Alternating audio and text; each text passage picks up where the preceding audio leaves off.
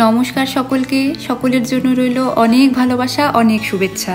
এই ক্লিপগুলো সেই সময় যখন আমরা নতুন বাড়িতে শিফট করছিলাম, আর তখন আমাদের বাড়িটা কিনে মাত্র 6 মাস হয়েছিল।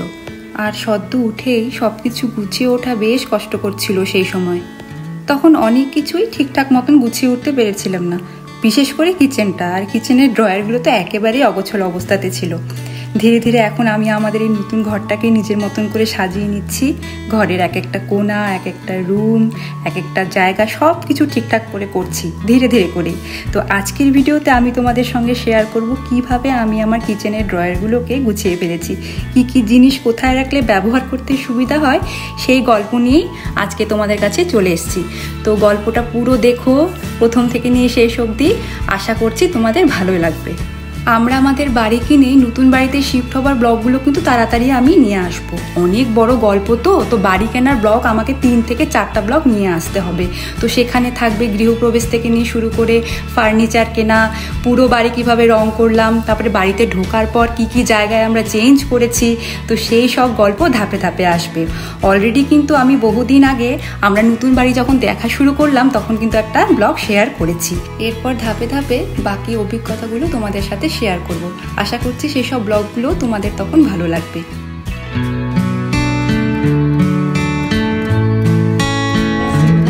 ফাইনালি আজকে গিয়ে কিচেন ক্যাবিনেটটা গিয়ে আমি পুরোভাবে সেট করলাম, আর তারই ভিডিও নিয়ে তোমাদের কাছে চলে এসেছি।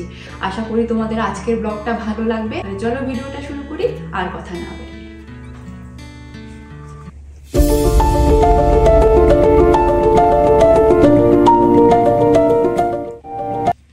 ঝুড়িটা রাখলাম, তো এইখান থেকে সব বের করে এই ঝুড়িটার উপরে রেখে, তো তোমরা এখন দেখো যে আমার এই ড্রয়ারের অবস্থা কি ছিল।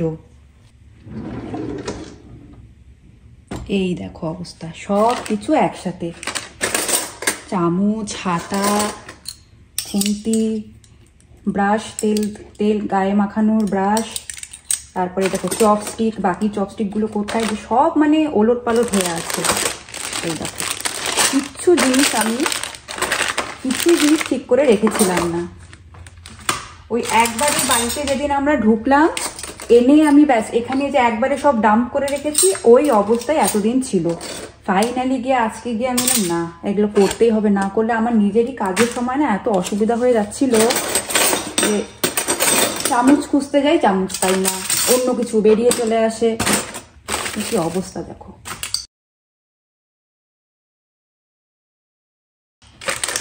কুকারের গাস্কেট কবে থেকে খুঁজে যাচ্ছিলাম যে কুকারের গাস্কেটগুলো গেল কোথায়। চলো আমি তাহলে এখন বের করে নিয়ে তারপরে এই জায়গাটা মুছে তারপরে তোমাদেরকে দেখাচ্ছি যে আমি কি করতে যাচ্ছি। এরপরে সম্পূর্ণ ফাঁকা করে ফেলেছি, কিন্তু নোংরা রয়েছে প্রচন্ড, তাই আগে এটাকে পরিষ্কার করে নেব।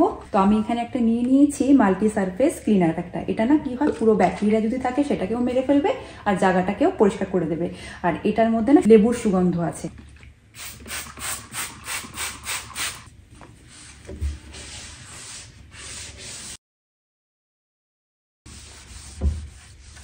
সুন্দর হয়ে গেল পরিষ্কার একদম, দেখো কি সুন্দর ঝকঝকা পরিষ্কার হয়ে গেল। এখন আর একটা ড্রয়ার খুলছি।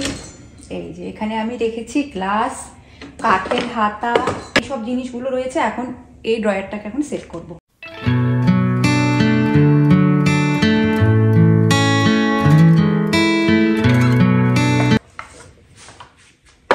এখানে যে তোমরা দেখতে পাচ্ছ এগুলো কিন্তু সব ড্রয়ার অর্গানাইজার। তো এগুলো সব ড্রয়ারের ভিতরেই যাবে। 1 সপ্তাহ আগে এগুলো সব কিনেছি, তো আজকে গিয়ে সব খুলছি এগুলো। এই ড্রয়ার অর্গানাইজারগুলো থাকলে কি হয়, এই যে খোপগুলো দেখছো, এই খোপের মধ্যে তুমি চামচের জায়গায় চামচ, কাঁটা চামচের জায়গায় সেখানে কাঁটা চামচ রেখে দেবে, চাকুর জায়গায় চাকু রেখে দেবে, কিন্তু জিনিসগুলো তখন অর্গানাইজ থাকে, তাই না? দেখতেও ভালো লাগে। এদিকে করে দিলাম এদিকে। আর তোমার ড্রয়ারের সাইজ যেরকম সেই হিসাবে তুমি বড় ছোট করতে পারো। এটাকে 2 সাইড দিয়ে করা যায়। এই জিনিসটা খুব ভালো লেগেছিল। তো এটা হয়ে গেল, এটাকেও খুলে ফেলি।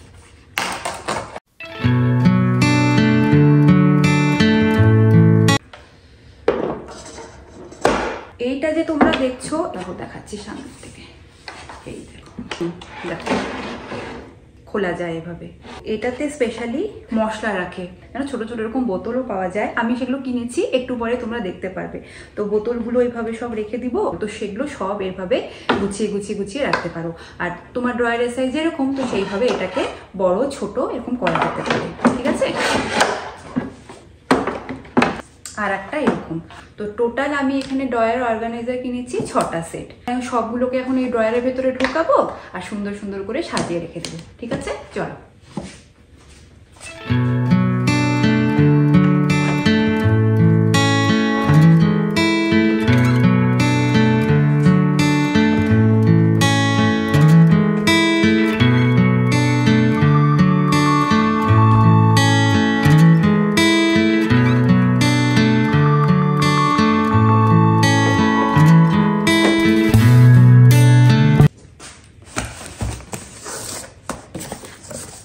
আর এই হচ্ছে সেই বোতলের সেটগুলো, মশলা রাখার জন্য আমি কিনেছি বোতলগুলো, এগুলি হচ্ছে সেগুলো। তো এই যে বোতলগুলো ঠিক এরকম, খুবই সুন্দর দেখতে, আর সাইজটাও খুবই ভালো, না তো বেশি বড় না ছোট, সুন্দরভাবে তোমার ড্রয়ারের মধ্যে সেট হয়ে যাবে। আর বোতলের ঢাকনাটা কিন্তু প্লাস্টিকের না, কাঠের হচ্ছে, তাই আরো বেশি ভালো লাগে। আর এখানে পুরো 24টা বোতলের সেট রয়েছে, আর তার সাথে এরা দিয়েছে একটা সুন্দর ফানেল, তাতে করে বোতলের ভিতরে মশলা বা কোনো হার্বস ঢালতে সুবিধা হয়।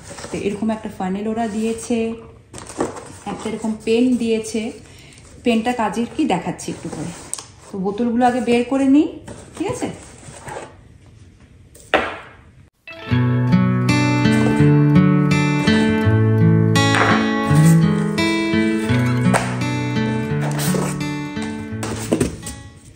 এখন একটা দারুণ জিনিস দেখাচ্ছি তোমাদের।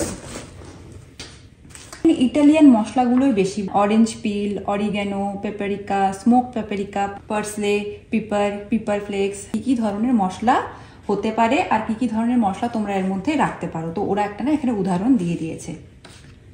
আর এখানে কিছু এরকম স্টিকারও আছে, যেগুলোর মধ্যে অলরেডি গায়ের মধ্যে কিন্তু লেখা আছে। তো যেই বোতলের মধ্যে যেটা তুমি রাখছো, সেই স্টিকারটাকে খুলে নিয়ে ওই বোতলের গায়ে লাগিয়ে দাও।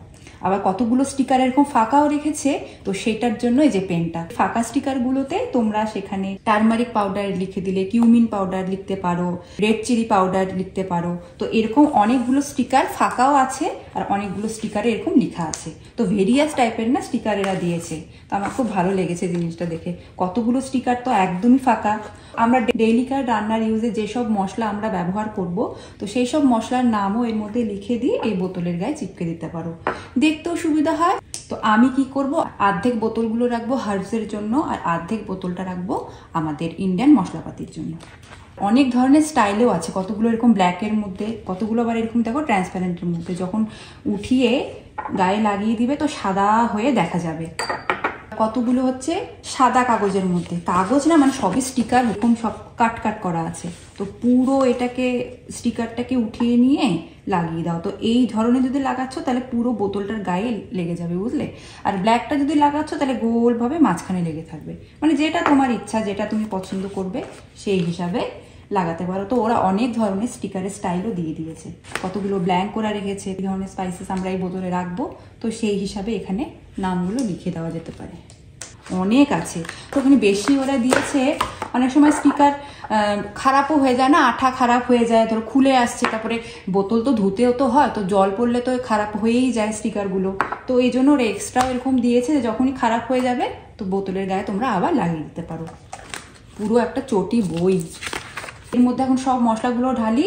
হার্বস আমার কাছে না বেশি নেই, তো কিনে নিয়ে আসবো আর 2 দিনের মধ্যে। তো বাকি বোতলগুলোতে হার্বস ভরে নিয়ে গুছিয়ে রাখবো। তো এখন যেগুলো যেগুলো মশলা আমার কাছে আছে সেগুলোকে ভরে দিয়ে এখন ড্রয়ারে আমি রেখে দিচ্ছি।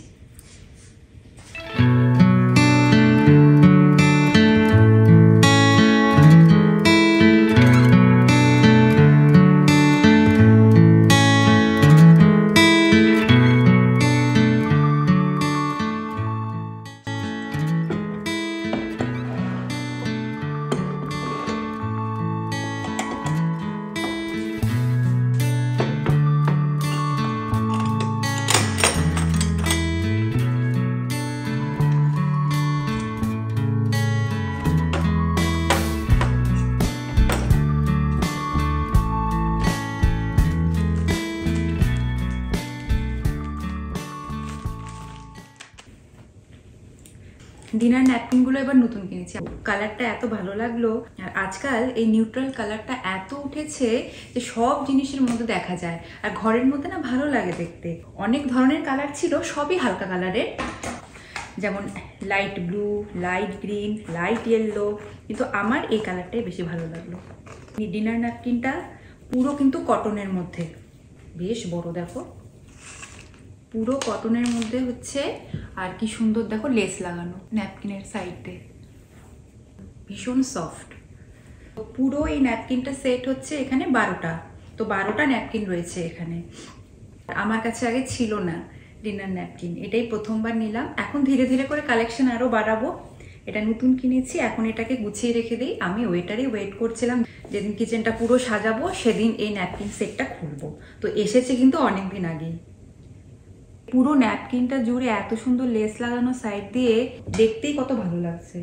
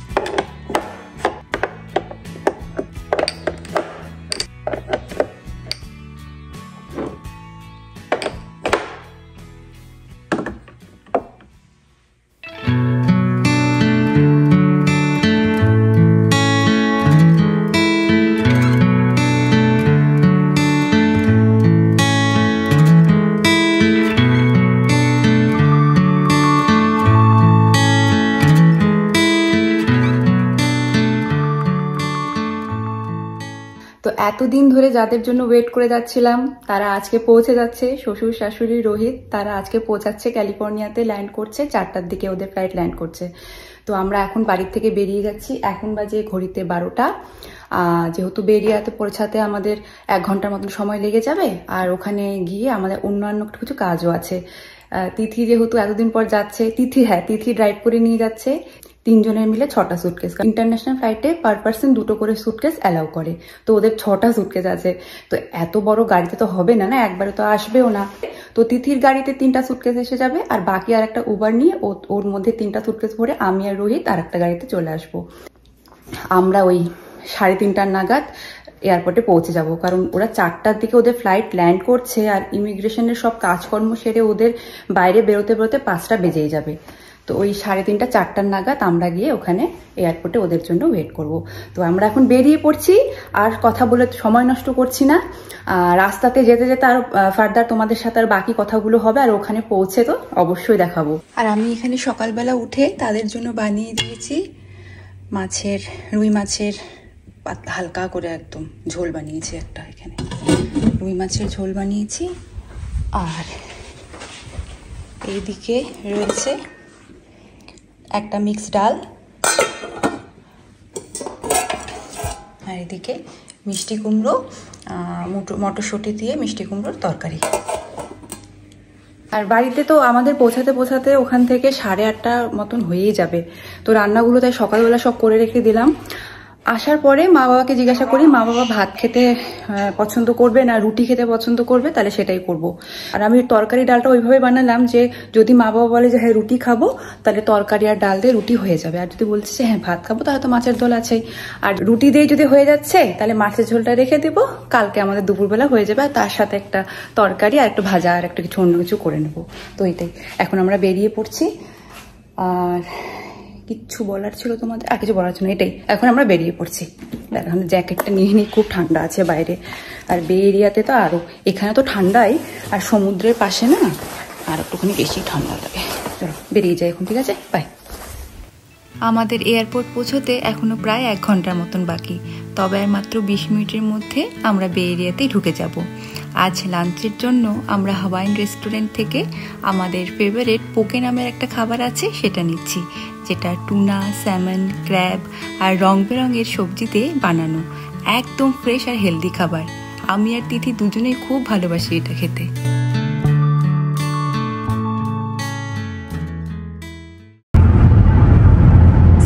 ফ্লাইট দাঁড়িয়ে আছে এয়ার ইন্ডিয়া।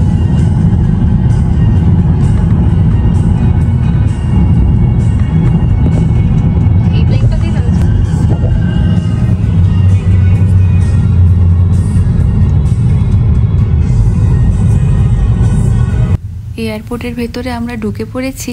এখন গাড়িটা পার্ক করে গেটের দিকে হেঁটে যাব। তো ওদের তো বের হতে এখনও তো সময় লাগবে, তাই ধীরে ধীরে করে এগোচ্ছি।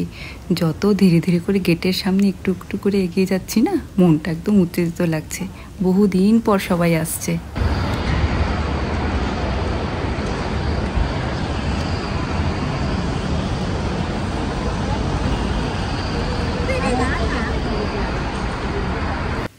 শুভ সকাল। আজ বেশ ঠান্ডা পড়েছে। ঘুম থেকে উঠেই সবার আগে প্রথমে একটু জিরার জল ফুটাতে বসিয়ে দিলাম। আগে এটা খাবো, তারপর হবে চা। রোহিত তো ঘুম থেকে উঠেই অফিসের কাজে লেগে পড়েছে। মা বাবা এখনও ঘুমাচ্ছে, তো তাদের জন্য একটু পরে জল নিয়ে যাব। আর বাইরে দেখো না, একেবারে কুয়াশায় ঢাকা। সূর্য ঠাকুরের এখনও দেখা মেলেনি। কয়েকদিন আগে লঙ্কা এনেছিলাম, তো আজ এগুলোকে বোটা ছাড়িয়ে ফ্রিজে তুলে রাখছি। এতে লঙ্কা না অনেক দিন ভালো থাকে আর পচেও যায় না।